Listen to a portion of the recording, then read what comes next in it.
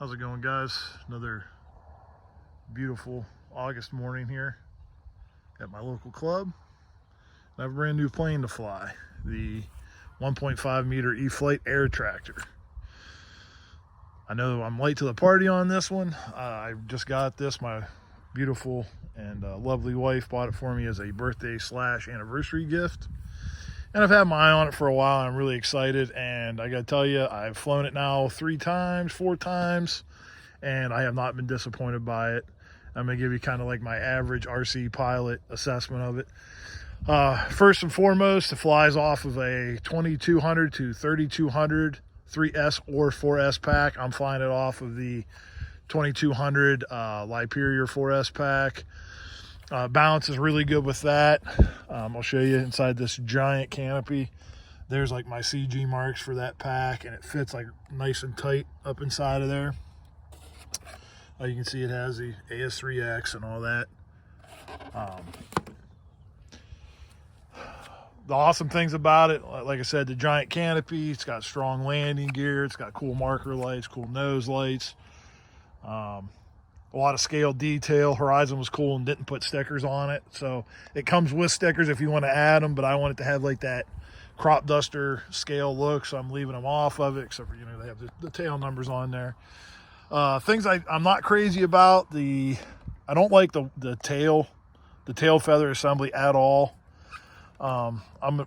They use like some very small screws for these braces. You can see I've got big hands, so it's hard for me to deal with them. I just hate those tiny screws. This right here seems like it might give a little bit, so I'm probably going to put just a dab or two of foam tack in a couple of places here at the back, just to shore that up a little bit. As far as radio programming, follow the manual exactly. There's some expo you're going to want in there, and it flies perfectly off of their settings. So, you know, if you're an average guy like me and you don't like to get in there and monkey around with a lot of that stuff, just get in there and do it exactly as they put in the manual, and you're going to be fine.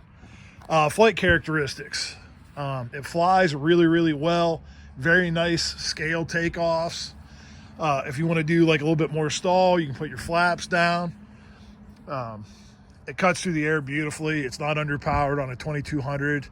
I would like to see what it would do on a 3200. I'm getting about 4 to 5 minutes. Nice like 3/4 throttle flights out of that 2200, so I'm not worried about that. Be careful on the wing loading. You know, with those tip stalls, it's got a very thin wing.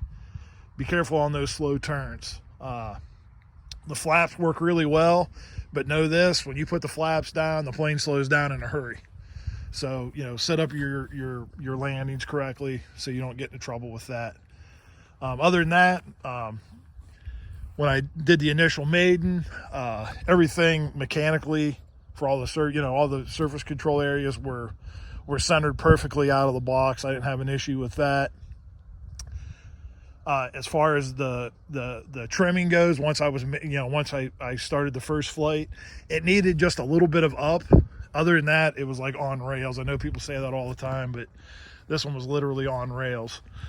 It reminds me a lot of my turbo timber, mostly because of that, the nose and the exhaust there and stuff like that. But very cool airplane. It's got a cool pilot in there. It looks like he has a life jacket on for some reason, so I found that to be amusing.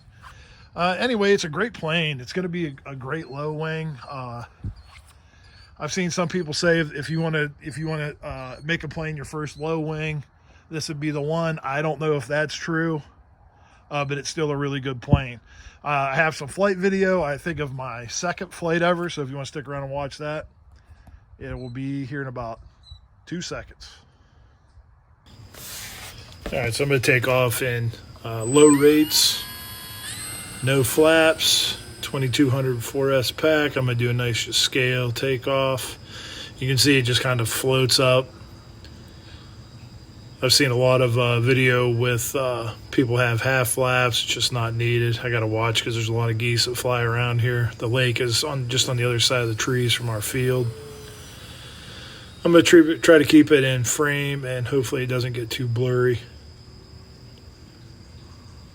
I'm just going to go around, just do some pattern flying with it. I'm still getting used to this plane. This is only my second or third flight with this. That's why it's up high. I'll try to do some low passes. Right now I'm probably about half throttle. Give a little bit more power and go through.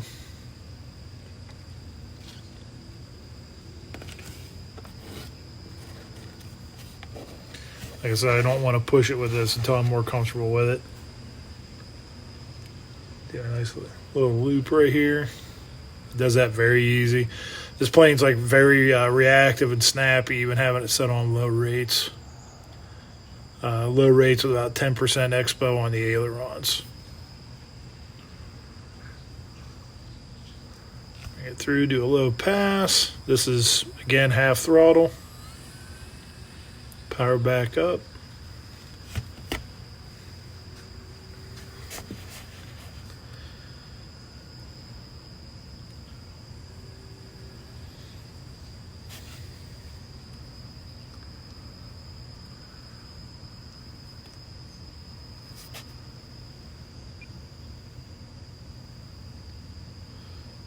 Drop my power down.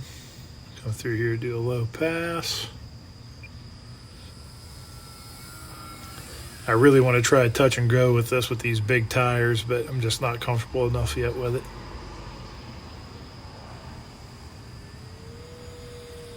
Power it all the way up. Do an up and over. You can see it handles it really well when you put the power on. And on the maiden flight, like I said before, it took about well, maybe I'd say 3 or 4 clicks of up just to get the nose back up. The balance and everything on it was perfect. Do a low pass from this. I always have a hard time with the low passes from this opposite side for some reason.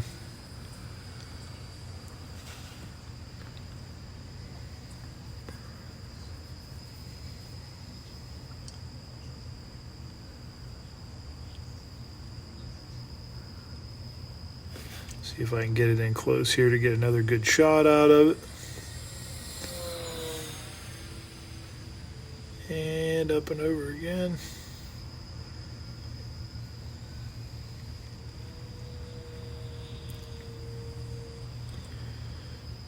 Use these ailerons. I'm going to do maybe 1 or 2 more passes. I'm going to set up for my landing.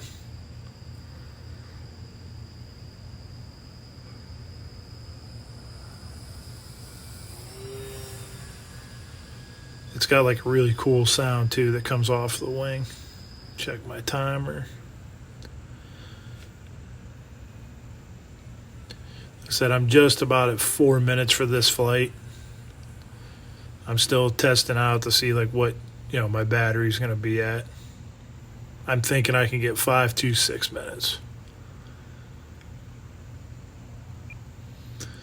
All right, slow down. I'm going to drop my flaps. Once your flaps are, I will wait till you're in your final turn to drop your flaps because it does slow down quite a bit. I'm going to back it off to about 1/4 throttle and just let it settle down. There it goes. And that's it for the air tractor. Till next time.